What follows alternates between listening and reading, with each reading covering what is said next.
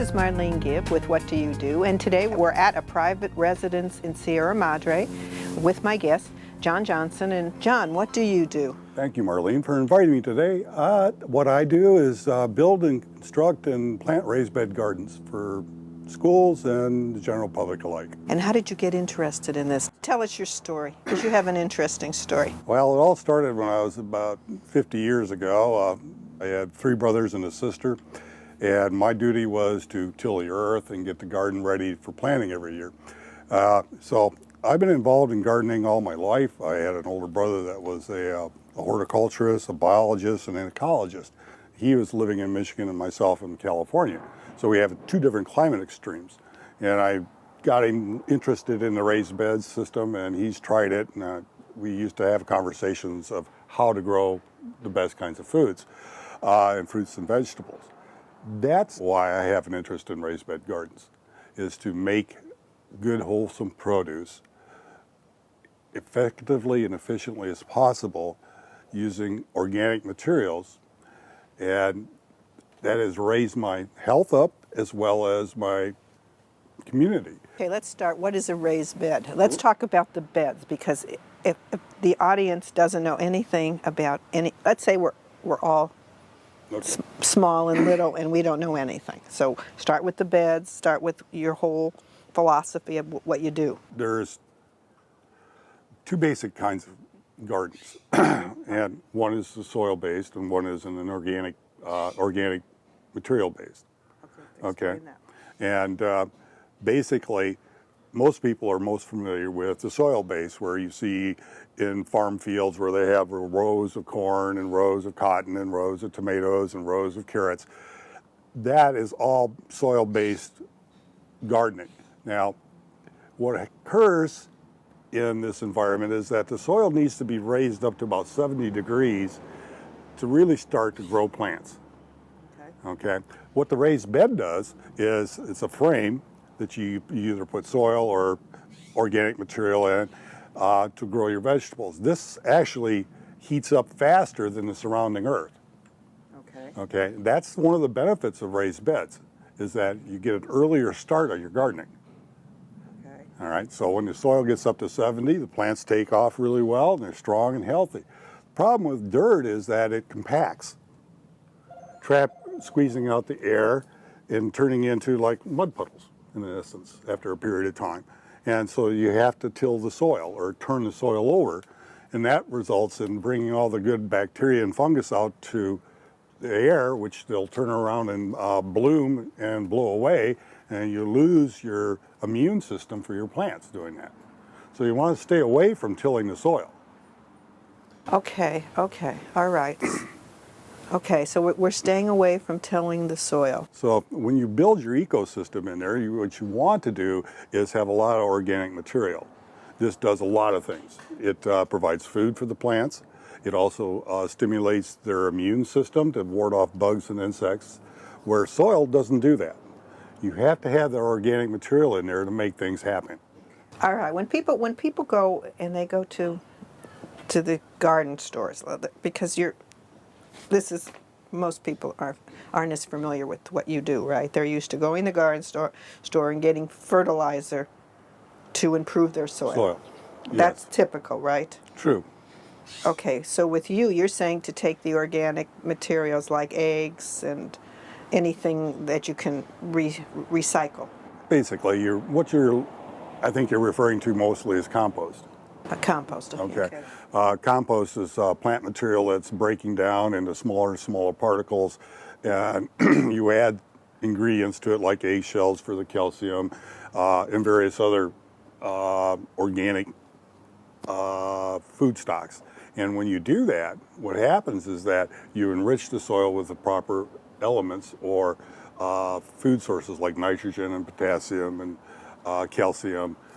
That will make the plants stimulate to grow. Okay. One of the biggest things is what we deal with fertilizers is that when you put it in the soil, it has a propensity to leach down through the soil. It's only a temporary.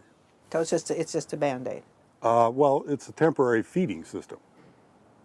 because it doesn't last in the soil.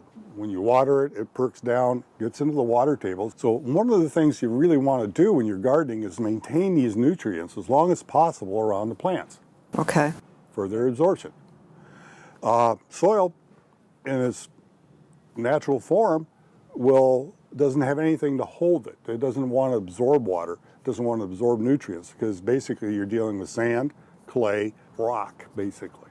And there's no organic material to absorb the water, absorb the nutrients, and hold them inside the soil base, so it just trickles down, like rain coming off the side of your house. Okay. In my version of it, I use a totally organic material. I use straw, alfalfa, and compost. And for example, a bale of straw can hold up to 270 pounds of water. Oh yeah, I read your blog, yeah. Okay, so when you look at something like that, what does that translate into? If the material itself is holding the water and not going into the ground and dissipating out, that means you're only watering once a week, because you have a huge like sponge, and it's organic. And the wonderful thing about it is that it breaks down into plant food. So everything is recycled. Right, and everything is replenishable. It's not like we're taking materials out of our ecosystem and putting it into this garden, and it can never be recaptured again or reproduced again or manufactured again. So what we're using is materials that can always be grown, processed, and put in your garden to make it grow very well. These bales in the wooden frames, how long do they hold? I mean, do they last a month, 2 weeks, 3 weeks? What's the life cycle for a bale of straw? The life cycle, yeah. Well, or alfalfa. That's together, right? Right. First you have a layer of alfalfa, then you have a huge layer of straw, and then the compost on top. It depends on what kind of feeding plants that you have in there, but generally I would say the raised beds I make are more to 24 to 30 inches high. So that's about this high. That's closer to 30. It's no higher than the height of a desk. Okay. So you can sit on the edge of it and plant as well as harvest. And that gives me at least a bale of, let's say, we'll take an example of a 4x4 bed, okay. 4 feet by 4 feet. We'll have a bale of alfalfa, 2 bales of straw, and about 5 or 6 inches of compost. All right. Generally, that'll take probably 6-7 months to be consumed by the plants that you put in there, and you'll have to recharge it again. Most likely, you'll have to recharge this bed several times before it all turns into a material called humus. And humus is basically just plant food. It's not alive, okay? It's a material that holds the nitrogen and the phosphorus and the potassium and the calcium, and all these things are found in this material. It's coarse grain, so the water moves through it and populates the material, and it can hold up to 80% water. So you're still getting this water retention system that's really crucial to wanting to take the weekend off and go somewhere, because, gee, I'd have to water my garden if I didn't. So this will hold the water just like the straw and alfalfa do. But once you've accumulated this humus, the plants are going to grow really well and strong. It's a material that the roots just plunge into, expand rapidly, absorb the nutrients, and make the plants grow healthy and strong from the bottom up. It's just like raising a child. You know, if you give them good food, you give them good nutrients, you provide them a good environment, they'll grow up generally into a good person. So if we apply our lifelong learning systems to what we do organically in a garden, we're going to be very successful. Okay, so we're down at the bottom now. I'm just trying to visualize this, and we've got the plants. When do we come in 7 months later and put a whole new bale in? Well, generally you won't need to put a whole new bale in. So we just add enough to fill it back up. Okay. So it all breaks down into smaller and smaller particles, and that will allow us to build the humus. That's actually all plant material. And that stays. That stays. So you leave that there. So humus, every time it breaks down, you get more humus. That's true. At the bottom, right? Yeah, and it eventually fills up the whole container. Then what do you do with the humus when you still need the alfalfa and the... No, once it's filled up, you just use some organic fertilizers if you need to amend it. A little straw on top helps with the water retention at the surface.